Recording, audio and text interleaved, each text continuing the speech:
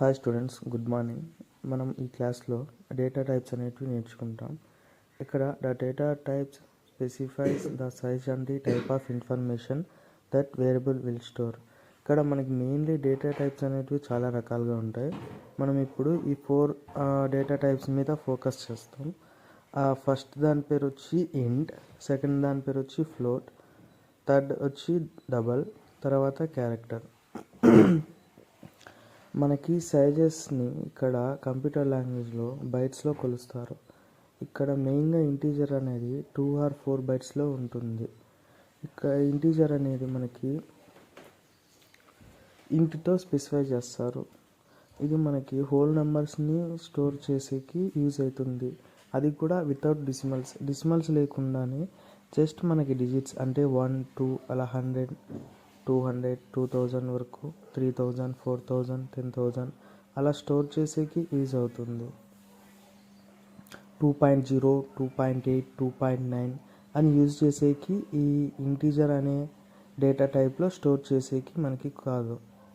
తర్వాత నెక్స్ట్ వచ్చి ఫ్లోట్ ఒక సైజ్ వచ్చి 4 bytes వరకు ఉంటుంది.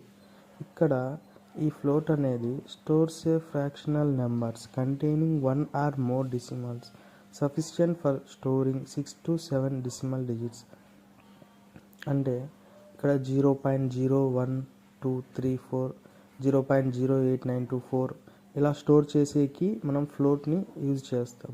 అంటే ఫ్లోటింగ్ నెంబర్స్ అని అర్థం. తర్వాత డబల్ అనేది 8 bytesలో మనం స్పెసిఫై చేస్తాం. డబల్ని మనము ఎలా స్టోర్ చేస్తామంటే, మీకు ఒక నెంబర్ ఉంటుంది 0 అని వచ్చి దాని పక్కన ఒక 10 digits నెంబర్ అనేది ఉంటుంది. ఆ 10 digits నెంబర్ని మీరు ఫ్లోట్లో సేవ్ చేయలేరు. సో ఇక్కడ మనం డబల్ యూజ్ చేసి ఆ నెంబర్ మొత్తాన్ని మనం స్టోర్ చేయొచ్చు. కింద నెక్స్ట్ మనకి క్యార్ అనేది ఉండేది. క్యార్ అంటే దాని ఫుల్ ఫామ్ వచ్చి క్యారెక్టర్ అని. ఇక్కడ క్యారెక్టర్ ఒక సైజ్ వచ్చి 1 byte. మనం ఏది యూజ్ చేస్తామంటే ఏదైనా నెంబర్స్ కానీ, లెటర్స్ కానీ, లేకుంటే ఒక క్యారెక్టర్ కానీ, లైక్ స్మాల్ ఏ, స్మాల్ బి, స్మాల్ సి అలా ఏదైనా యూజ్ చేసేకి అవుతుంది. మనం ఎప్పుడైతే కోడ్లో ఈ క్యారెక్టర్స్ని స్పెసిఫై చేస్తామో దాని యొక్క యాస్కీ వాల్యూస్ అనేది కూడా మనకి ఇంపార్టెంట్. ఈ యాస్కీ వాల్యూస్ అనేది దీనికి సపరేట్ ఒక చార్ట్ ఉంటుంది. అది మనం నెక్స్ట్ క్లాసెస్లో చూద్దాం. ప్రజెంట్ ఈ 4 డేటా టైప్స్ మీద మనం ఫోకస్ చేద్దాం. మనం ఈ డేటా టైప్స్ అనేటివి ఒక వేరియబుల్లో స్టోర్ చేస్తాం. మనం వేరియబుల్ని ఓన్గా క్రియేట్ చేసుకోవచ్చు. అది క్యాపిటల్ ఏ లెటర్ అయినా అవ్వచ్చు, స్మాల్ లెటర్ అయినా అవ్వచ్చు, ఒక నేమ్ అయినా అవ్వచ్చు, లేకుంటే ఒక ఇంటీజర్ ప్లస్ నేమ్తో కూడి కూడా ఉండొచ్చు.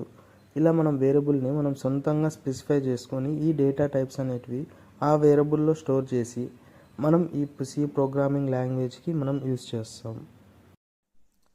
మనం ఈ క్లాస్లో ఒక డేటా టైప్స్ అనేటివి సి లాంగ్వేజ్కి ఎలా యూజ్ చేస్తామో, దెన్ వేరియబుల్ అంటే ఏమిటి అనేది నేర్చుకుందాం. అప్కమింగ్ క్లాసెస్లో మనం ఆపరేషన్స్ అనేటివి చూస్తాం. ఆ ఆపరేషన్స్లో కూడా మనకు చాలా రకాలు ఉన్నాయి.